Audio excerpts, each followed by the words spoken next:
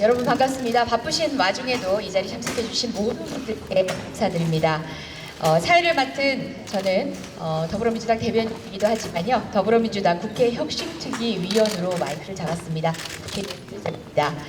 20대 국회가 얼마 남지 않았습니다. 국민 여러분께 너무나 송구하게도 수많은 민생 법안과 개혁 입법안이 여전히 국회 안에 쌓여 있습니다. 오늘 청년, 유치원법, 소상공인, 세월호 등 각계각층에서 민생 법안의 통과를 간절히 그리고 오래도록 기다리고 있는 국민의 목소리를 직접 듣는 자리입니다.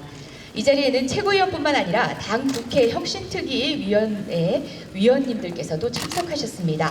간절한 현장의 목소리를 듣고 조속히 국회 개혁 입법들이 통과되어 민생 법안들이 통과될 수 있기를 함께 기다리겠습니다.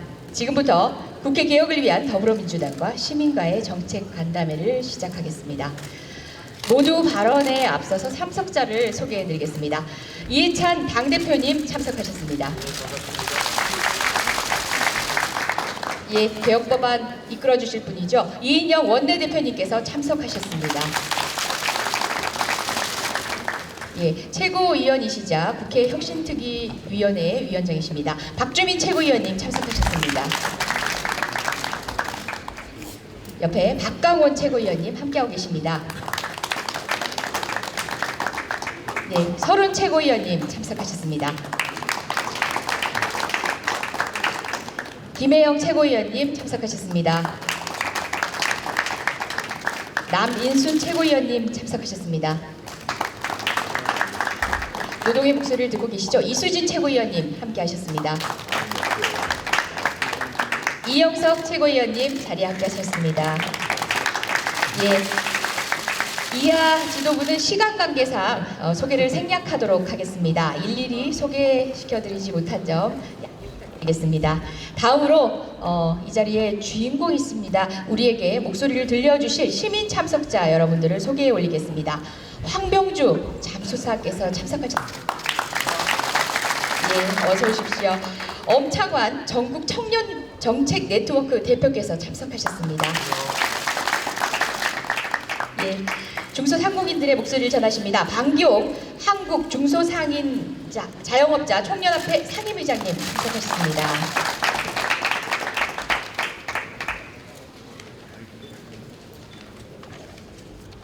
예, 가맹정주 여러분들의 목소리를 대표하십니다. 이재광 전국 가맹정주협의회 공동대표께서 참석하셨습니다. 그리고 유치원 3법 관련 시민사회 활동을 하고 계시죠. 김경희 참여연대 사회복지위원회 간사께서 참석하셨습니다. 예, 먼저 모두 발언부터 듣도록 하겠습니다. 이해찬 당대표님의 발언이 있겠습니다. 예, 오늘 현장 최고회의를 국회 로텐덜 홀에서 하게 되었습니다. 제가 1988년부터 정치를 했는데 처음 10년은 야당을 했습니다. 다음 10년은 여당을 했습니다. 그리고 다시 9년 동안 야당을 했습니다. 그리고 우리가 이제 집권한 지 2년 반이 되었습니다. 제 경험으로는 지난 2년 반이 아주 어려웠던 시기라고 생각이 됩니다. 거의 법안이 20대 국회에서 통과율이 30%가 안 되고 매사 청문회를 통해서 한 번도 제대로 장관들을 청문 절차를 통해서 정상적으로 임명한 적이 거의 없습니다. 그러면서 그렇게 불신임을 많이 받았다고 하는데 불신임을 많이 받은 이유가 야당이 그렇게 발목 잡기를 했기 때문입니다. 오늘 여기서 우리가 현장 최고회의를 가진 것도 이런 국회를 더 이상 둬서는 안 되겠다라는 그런 판단이 있어서 현장에서 얘기를 합니다. 사실은 이렇게 좋은 시설에서 국민들이 요구하는 법안이라든가 정책이라든가 예산을 제대로 처리하지 못해서 아주 최악의 국회라고 하는 20대 국회를 이제 불과 반년밖에 남지 않았습니다. 그나마 선거가 있기 때문에 사실상 올 12월이면은 거의 국회가 끝난다고 봐야 될 것 같습니다. 남은 2달 동안이라도 지금 계류 중인 법률, 정책, 예산 이런 것을 최대한 많이 처리를 해야 됩니다. 우리 나중에 박주민 최고께서 국회개혁특위위원장께서 말씀을 하시겠습니다만 이런 국회를 국민들이 세세히 다 알면은 국회의원을 왜 뽑느냐 하는 그런 회의까지 생길 거라고 생각이 됩니다. 앞으로 남은 국회 동안 최선을 다해서 하겠습니다. 국회를 근본적으로 국회법을 고쳐서 개혁하지 않으면 안 됩니다. 국회 선진화법을 만들어 놓고도 본인들이 만들어 놓고 본인들이 선진화법을 무시하고 그렇게 해서 검찰의 요구에도 응하지 않는 이런 국회의원의 잘못된 태도를 이번에는 근본적으로 개선할 수 있는 그런 기회를 갖도록 해야 되겠습니다. 들리는 바로는 자유한국당 의원들은 한 명도 지금 검찰의 소환에 응하지 않았습니다. 우리 당 의원님들은 소환을 요구하는 분들은 전부 다 가서 조사를 받았습니다. 자유선진화법, 국회선진화법은 박근혜 대통령 때, 그러니까 18대 때죠. 18대 말에 만든 법입니다. 대통령 때가 아니고 박근혜 대표 때 18대 말에 스스로 만든 법임에도 불구하고 이렇게 근본적으로 법을 지키지 않는 이런 행태는 반드시 바로 잡아야 된다고 생각을 합니다. 오늘 여러 분야의 말씀을 잘 듣고 저희 당에서 근본적인 대책을 만들어내도록 하겠습니다. 고맙습니다. 예, 대표님께서 말씀 주신 대로 이곳은 현장입니다. 현장 최고입니다. 바로 이 백드롭 뒤에 있는 국회 본회의에서 종지부를 찍어야 하는 상황입니다. 그 목소리를 지금 시민들 이곳에 참여하신 목소리를 이 백드롭 너머로 전해 주실 분입니다. 이인영 원내대표님의 말씀 듣도록 하겠습니다. 네, 오늘 함께해 주신 분들께 감사드립니다. 더불어민주당 대표 이인영입니다. 국회 혁신의 현장은 바로 이곳 본회의장이라고 생각합니다. 오죽하면 우리 스스로가 매를 들어서 국회 혁신의 목소리를 외치겠습니까? 더 이상 잠자고 있는 국회, 일하지 않는 국회의 모습을 우리 스스로가 과감히 벗어 던져야 할 때라고 생각합니다. 얼마나 많은 국민들의 꿈이 이곳을 향하고 있고 또 얼마나 많은 국민들의 간절한 열망이 이곳 국회 본회의장을 향하고 있는지 스스로가 돌아봐야 할 때라고 생각합니다.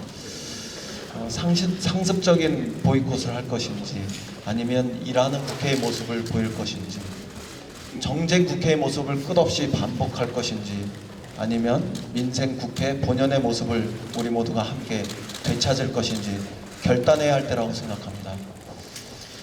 미국의 의회는 1년에 150일을 본회의를 엽니다.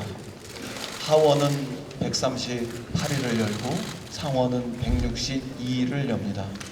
그에 반해 우리의 본회의 개최 일수는 아주 빈약합니다. 2017년에는 42일, 2018년에는 37일, 올해 2019년에는 29일에 머물고 있습니다. 우리 스스로가 일하는 국회를 위해서 한 걸음 내딛자고 약속했던 매월 2회 법안 소위를 개최하자고 약속했던 그 규칙은 지금 6월 달에는 33%만이, 7월 달에는 36%, 8월 달에는 7%, 그리고 9월 달에는 16% 이렇게 빈약한 실적을 보이고 있습니다. 이 와중에 16,000건에 달하는 수많은 민생 법안들은 배회하고 있고 또 우리 국회가 20대 국회가 법안을 처리한 실적은 29%에 머물고 있습니다. 오늘 세월호 잠수사님 오셨습니다만 세월호는 우리 모두에게 안전한 나라를 향한 새로운 출발을 다짐하는 그런 계기였습니다. 오늘 청년들의 꿈을 대신해서 대표로 한 분이 오셨습니다만 청년기본법은 여야가 이견 없이 함께 합의해서 제정하기로 한 약속이었습니다. 유치원법이 어떻게 정쟁일 수 있겠습니까? 그럼에도 우리 아이들의 꿈을 투명하게 지켜줄 유치원법은 아직도 처리하고 있지 못합니다. 소부장법도 마찬가지입니다. 한일 경제전에서 우리가 승리하자고 다시는 지지 않겠다고 다짐하면서 만들어낸 그 법이었습니다. 이것이 어떻게 정쟁의 대상일 수 있겠습니까? 소상공인 지원 기본법도 마찬가지입니다. 이 어려운 경제 현실 속에서 우리가 자영업자들에게 힘을 주는 그 첫걸음을 이 법을 통해서 내디뎌야 합니다. 데이터 3법도 마찬가지입니다. 야당의 원내대표도 약속했고 이 데이터 3법을 처리하지 않고 우리는 4차 산업혁명으로 진입할 수가 없지 않습니까? 이 모든 법안들은 하나같이 민생을 위한 법안이고 정쟁의 대상이 아님에도 불구하고 길게는 1년 그 이상 우리는 처리를 못하고 있습니다.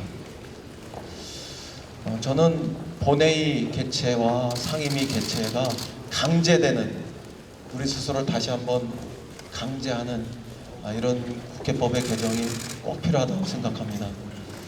때가 되면 정해진 시간에 정해진 날짜에 회의가 개최되고 또 법안이 안건이 자동으로 상정되어서 꼭 하나 제가 짚고 가겠습니다만 법사위의 상원도 아닌 월권 행위들 이런 것들도 개혁해내어서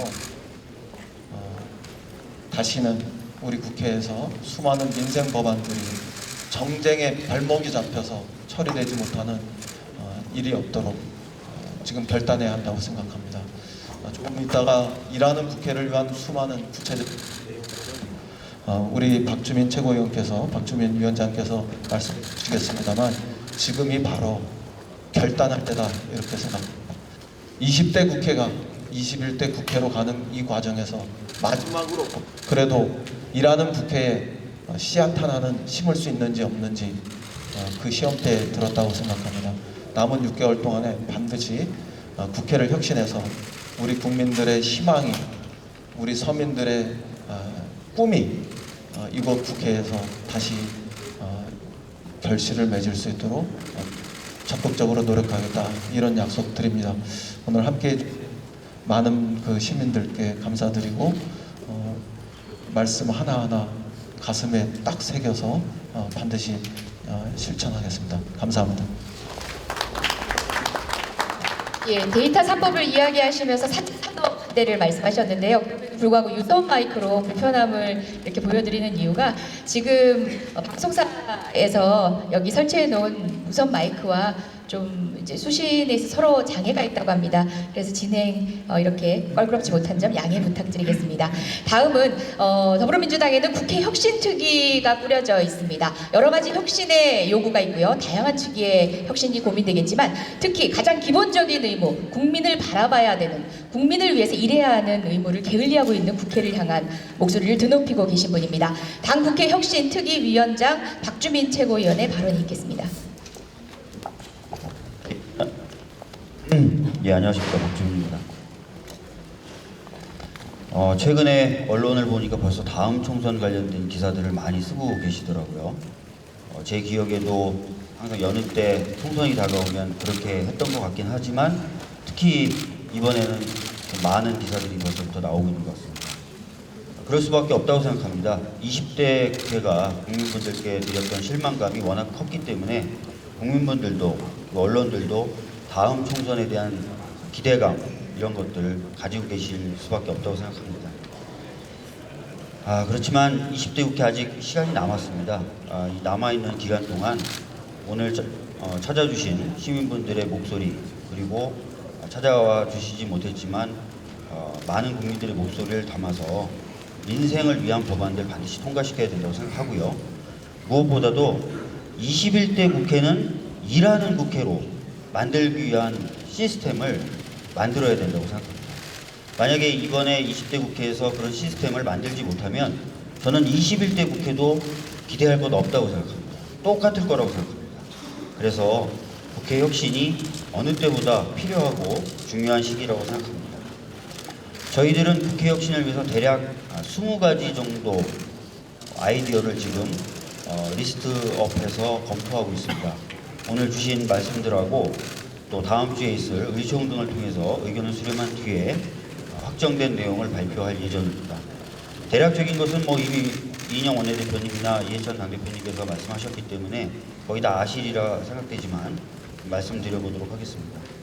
우선 의사 일정과 안건을 결정하는 과정을 자동화시키려고 합니다. 그렇게 되면은 때가 되면 항상 의사 일정이 자동적으로 잡히게 되고 안건도 자동적으로 결정되게 됩니다. 두 번째로는 그렇게 잡힌 의사 일정에 불출석하는 의원들에 대해서는 불이익을 줘서 출석을 강제하려고 하고, 정당의 판단에 의해서 국회를 파행시키는 경우에는 정당에게도 역시 불이익을 주는 그런 방안을 검토 중에 있습니다. 그리고 국민분들이 국회의원들에 대해서 너무 실망을 많이 하고 계시기 때문에 국민 눈높이에 맞는 국회의원의 윤리 의무를 좀 더 강화하고, 맞도록 윤리 의무를 좀 더 강화하고, 윤리특별위원회를 상설화하고 국민분들의 의견을 들을 수 있는 구조를 만들려고 합니다. 그리고 굉장히 문제가 심각하다라고 판단되는 국회의원에 대해서는 국민들이 직접 파면하실 수 있는 제도도 저희들이 적극 검토하고 있습니다. 국민 소환제를 말씀드립니다. 그리고 국회에서 논의되는 내용들에 대해서 직접 국민들이 제안도 하실 수 있고, 또 거론되고 있는 내용들의 의사 일정을 좀 더 속도 내도록 하는데 국민들의 힘과 의사가 반영될 수 있도록 하는 국민 참여 시스템도 구축하려고 하고 있습니다. 아까 말씀드렸지만 이런 4가지 카테고리에 포함되어 있는 아이디어가 대략 한 22가지 정도 되고요. 이것들을 오늘 주신 말씀들, 다음 주에 저희 의총을 통해서 나온 의견들 통해서 확정하고 다듬어서 발표하고 추진해 나가도록 하겠습니다. 다시 한번 말씀드리지만 이번 20대 국회에서 국회가 일하도록 만들지 못하면, 일하도록 하는 시스템을 만들지 못하면 저는 21대 국회도 똑같을 거라고 생각합니다. 여기 오신 기자 여러분들도 많은 관심 가져주셨으면 좋겠습니다. 감사합니다.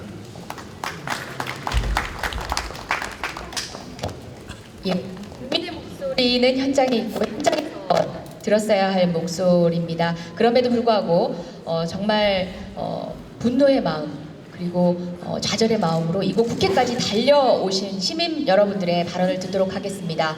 바로 이곳에 그 절규와 눈물을 새겨놓고 가실 겁니다. 먼저 청년들의 분노 앞에 자유로운 정치 세력은 없습니다. 엄창환 전국 청년 네트워크 대표의 청년들의 절규의 발언을 저희가 대표로 들어보도록 하겠습니다.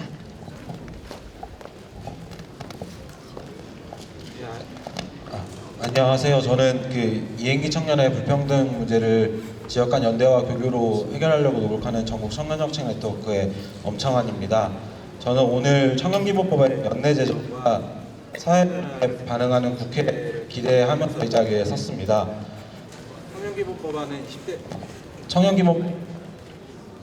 청년기본법안은 20대 국회에서 가장 오래 개교된 법안이기도 하고, 작년에 국회 청년미래특별위원회를 통해 여야 합의안이 도출했음에도 불구하고 20대 국회 마지막까지 청년들은 마음을 졸이면서 기본법의 제정 여부를 지켜봐야 하는 상황을 맞이하고 있습니다. 지난 3년간 청년기본법 제정을 위한 청년단체 연석회의라는 단체에서 함께 활동하면서 이견이 없다, 곧 제정될 것이다, 여야 간 쟁점사항이 아니다 라는 이야기를 간담회를 통해 수도 없이 들었던 것 같습니다. 하지만 정당들이 정쟁의 근거로 청년을 호명하는 강도에 비해서 국회 내 입법이나 예산 과정에는 항상 청년 의제는 후순위로 밀리는 모습이 다수고, 때로는 국회 자체가 열리지 않아서 논의가 진행되지 않는 모습을 봐왔던 것 같습니다.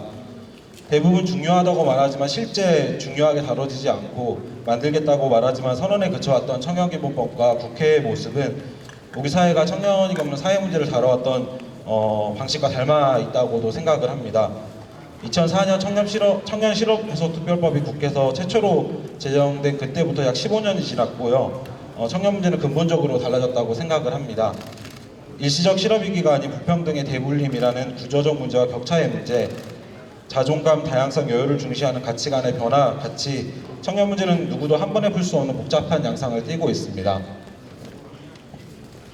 청년기본법은 이렇게 양상이 달라지고 있는 청년 문제를 일자리라는 수단이 아닌 청년의 삶을 중심으로 하고 전례 없는 위기를 청년들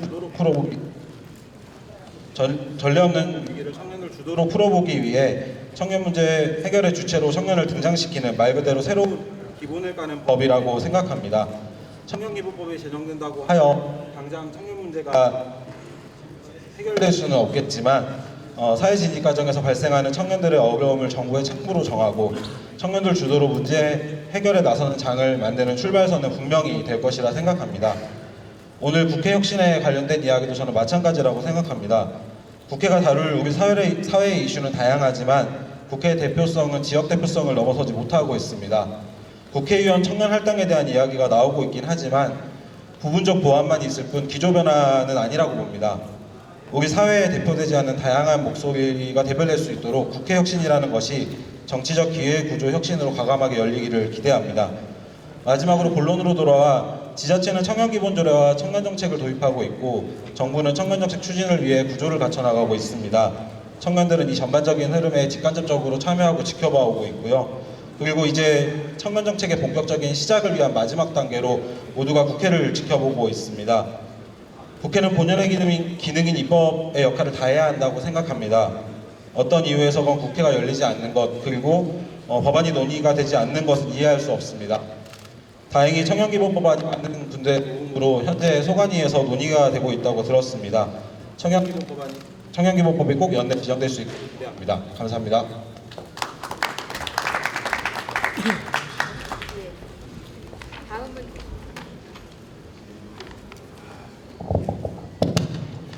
예, 진행 매끄럽지 못한 점 다시 한번 양해 부탁드리겠습니다. 다음은 세월호입니다. 그저 잊을 수 없다가 아니라 그저 아프다가 아니라 해야 할 일이 여전히 남아있는 세월호입니다. 황병주 잠수사님 모시고 발언 듣도록 하겠습니다. 안녕하십니까. 저는 세월호 참사 당시 민간 잠수사로 활동했던 황병주 잠수사입니다. 최근 뉴스를 보니 세월호 참사 때 생존이 추정되는 희생자를 헬기가 아니라 수차례 배를 갈아태우고 4시간 41분이나 걸려 병원에 이송했다는 발표를 들었습니다.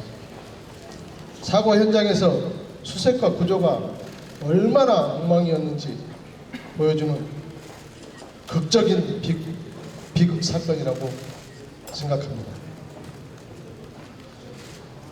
저희 민간 잠수사의 상황도 매우 열악했습니다. 두세 달간 하루 24시간 계속 대기하며 목숨을 걸고 잠수를 했고 그 결과 여러 자선사들이 번호를 할 수 없는 건강 상태가 되는 등 각종 고통을 받고 있습니다.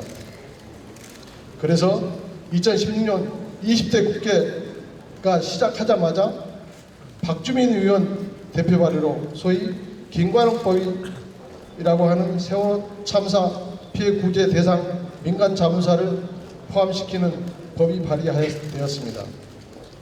1년 반 소관 상임위에서 결의하는 동안 저희 동료인 고 김관웅 잠수사를 잃었습니다.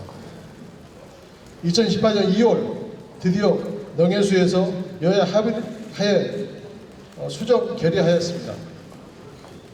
그러나 상임위에서 치열한 토론을 합의한 합의 결과물이기 때문에 당연히 곧 국회를 통과할 줄 알았습니다.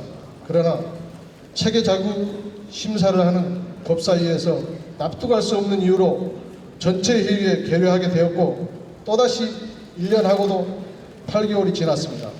지난 1년 8개월 동안 법사위는 무슨 권한으로 김관웅법을 전체 회의에 묵혀두고 있는 것입니까? 상임위에서 이미 치열하게 논의했고 국회는 체계자구 심사만 하도록 되어 있는데 왜 국회는 이 법을 통과시키지 않고 있습니까? 누가 저에게 납득할 수 있게 설명 좀 해주십시오. 저는 국회가 좀 더 열심히 일했으면 좋겠습니다. 당리당락으로만 봐서는 안 됩니다. 저희들은 국민의 생명을 위해 차가운 바닷속에 뛰어들었고 결국 골개사와 트라우마로 눈물을 흘려야 했던 저희 잠사들 현실을 좀 봐주십시오. 감사합니다. 예, 잠시 후 10시부터 맞은편 예결위원 회의장에서는 예결위원 회의가 소개가 됩니다. 그래서 진행을 빨리 하도록 하겠습니다. 이동주 한국중소상인 자영업자 총연합회 사무총장님 말씀 듣도록 하겠습니다. 네, 반갑습니다. 한국중소상인 자영업자 총연합회 상임부회장 이동주라고 합니다. 앞서 우리 이해찬 당 대표님하고 이인영 원내대표님께서 민생을 위해서 최선을 다하겠다.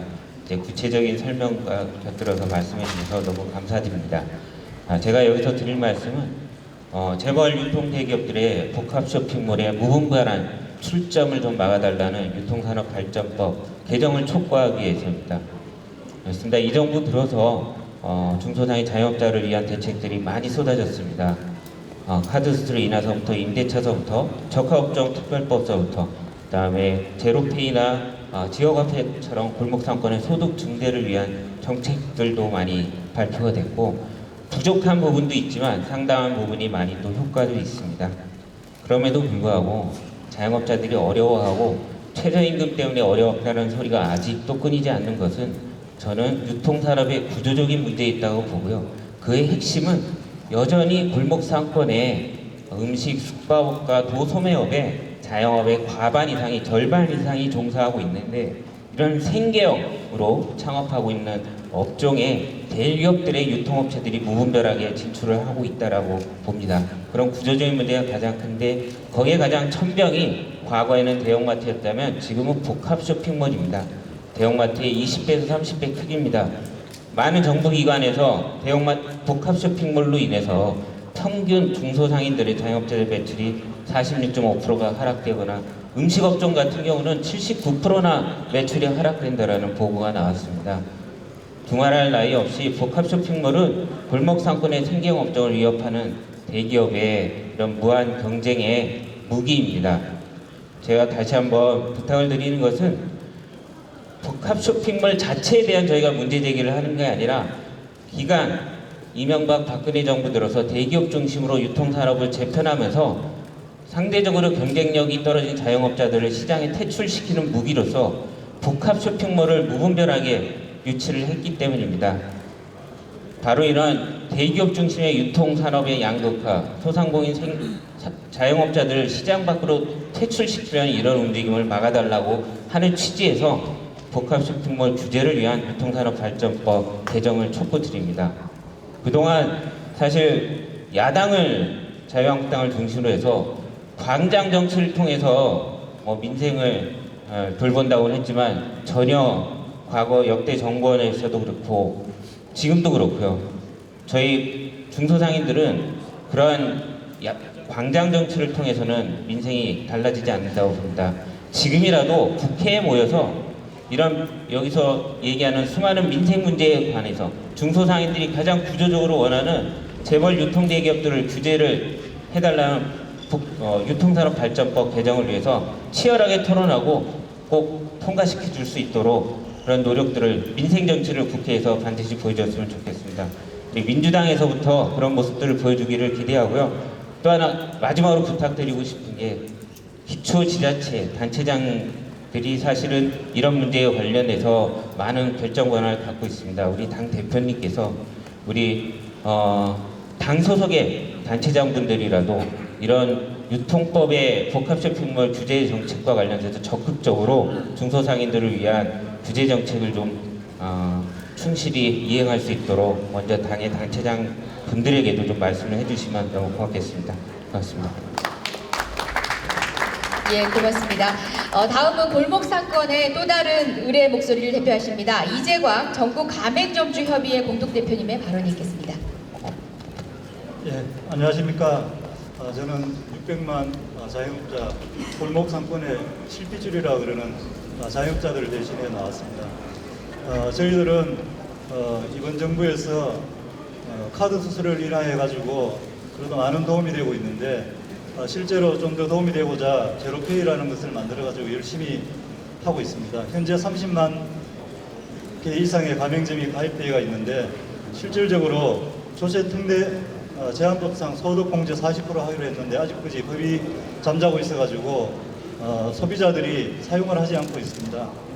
빨리 통과되어가지고 실제적으로 혜택이 갈 수 있도록 상인도 혜택이 가고 소비자도 혜택이 가는 온 국민이 행복한 법안이 될 수 있도록 통과시켜 주기 바라고요. 실제 이게 어느 정도 효과가 있는가 하면은 현재 편의점들이 한 200만 원 정도 벌고 있다 그러면은 앞으로 한 추가적으로 50만 원을 더 벌어갈 수 있는 그런 좋은 제도입니다. 반드시 통과되었으면 좋겠고요. 그리고 지금 20대 국회 돌아가지고 40개 이상 가맹사업법이 개정 발의되어 있는데 다 잠자고 있습니다. 저희들이 원하는 것은 단체 교섭권과 가맹점주협의회를 만들고 나면은 등록할 수 있는 등록제, 그리고 10년이 되면 가맹본부가 여러 가지 이유로 가맹점주들을 계약을 해지하고 있는데 이것들이 빨리 연장이 될 수 있도록 하는 것들이 필요할 것 같습니다. 다음 주면은 수능 시험일입니다. 수능 시험 치는 학생들은 가출했던 학생들도 지금쯤이면 열심히 공부를 하고 있습니다.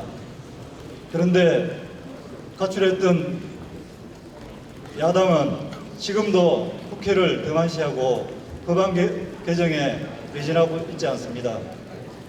저희들이 간절히 바라는 것은 지금 경제가 너무 벼랑 끝에 서 있습니다. 저희들 정말로 절박합니다. 제발 이제는 돌아와서 국회에서 열심히 법안 통과 좀 제발 심의하고 통과해 주시기 바랍니다. 국회 개혁이 무엇이겠습니까? 국회 혁신이 무엇이겠습니까? 국회의원은 법안을 열심히 만들고 국민들을 편안하게 해주는 것이 법안이 최고의 혁신이라고 생각합니다. 국민의 명령 따로 없습니다. 국회 혁신해 주시기 바랍니다. 감사합니다. 예, 잘 들었습니다. 다음은 우리 아이들을 볼모로 잡고 있는 국회 따끔한 일침의 목소리를 들려주실 분입니다. 유치원 3법 관련 시민사회활동 열심히 해오셨던 김경희 참여연대 사회복지위원회 간사님의 발언 듣겠습니다. 마지막 발언입니다.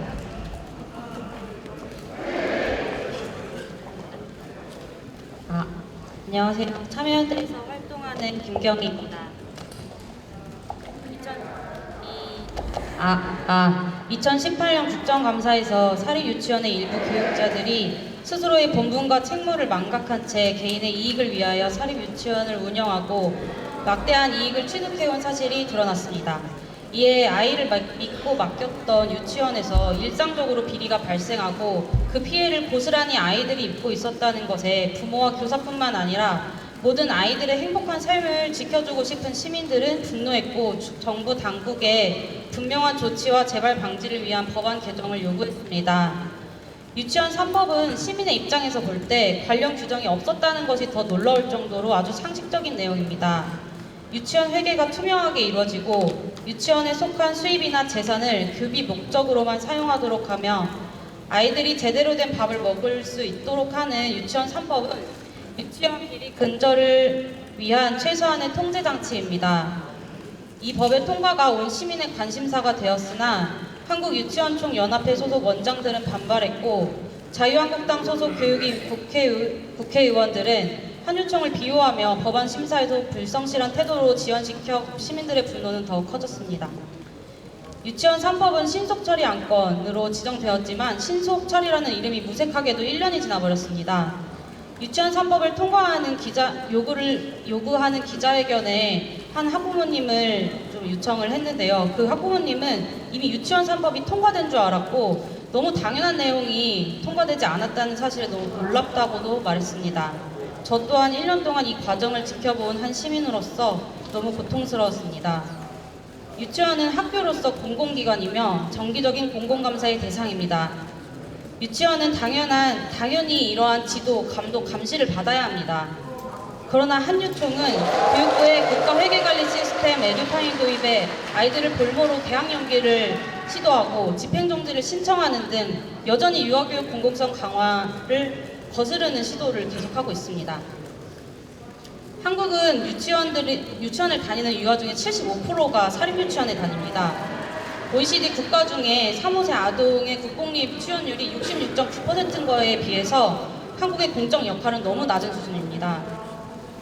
보다 못한 시민들이 또다시 유치원 3법 통과를 촉구하는 시민행동에 나섰습니다. 이제까지 우리 시민들이 바라는 것은 모든 아동이 행복하게 자랄 권리를 보장받는 것이었습니다.